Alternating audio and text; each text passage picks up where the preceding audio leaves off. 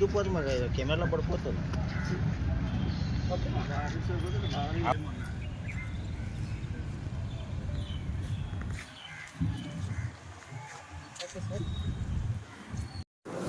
అందరికీ నమస్కారం అండి. నేను నర్సీపట్నం టౌన్ సిఐ అండి.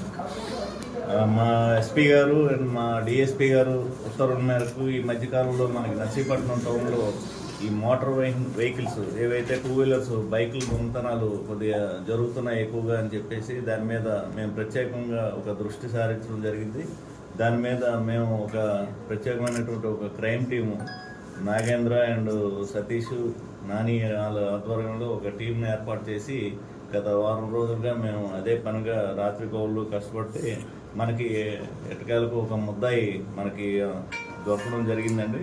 అతని పేరు హనుమాన్ శ్రీను, తండ్రి రమ్మ, ఆయనది నక్కపల్లి మండలం సారిపిల్లి అనుపాలెం.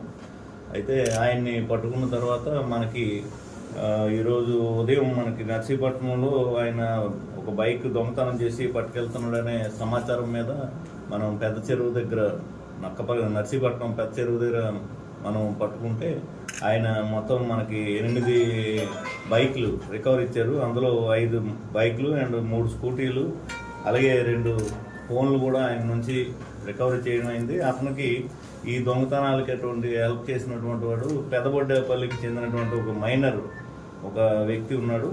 ఆ మైనర్ కూడా అతనికి ఈ దొంగతనాల్లో హెల్ప్ చేయడంతో వీళ్ళు మొత్తంగా 8 వాహనాలని మన నర్సీపట్నం మరియు గొలుగొండ, చింతపల్లి, ఈస్ట్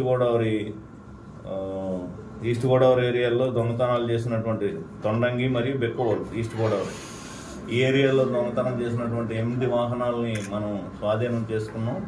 దీని మీద వాళ్ళపై ప్రీవియస్ కేసులు ఎవరైతే హనుమాన్ శ్రీను అండ్ వాళ్ళిద్దరి మీద మనకి ఇప్పటికి 3 కేసులు ఐడెంటిఫై చేసాం.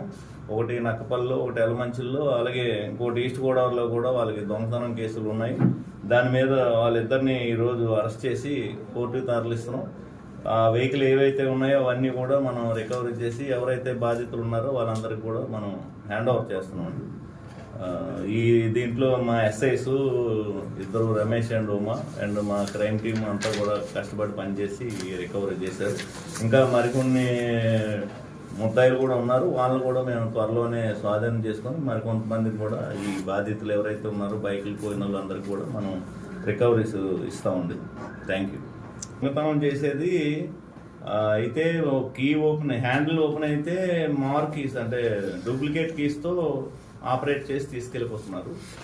లేదు హ్యాండిల్ లాక్కుంటే హ్యాండిల్ పగలగొట్టేసి దాని మీద ఈ డూప్లికేట్ కీస్ వీళ్ళ దగ్గర ఉంటాయి. ప్రతి బండికి సంబంధించిన డూప్లికేట్ కీస్ దాన్ని పెట్టి దాని ద్వారా తీసుకుని వెళ్ళిపోతున్నారు.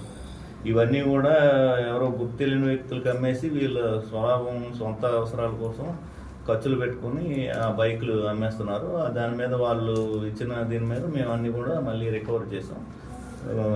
కోర్టులో పెట్టి బాధితులకి అప్పచెప్తాం.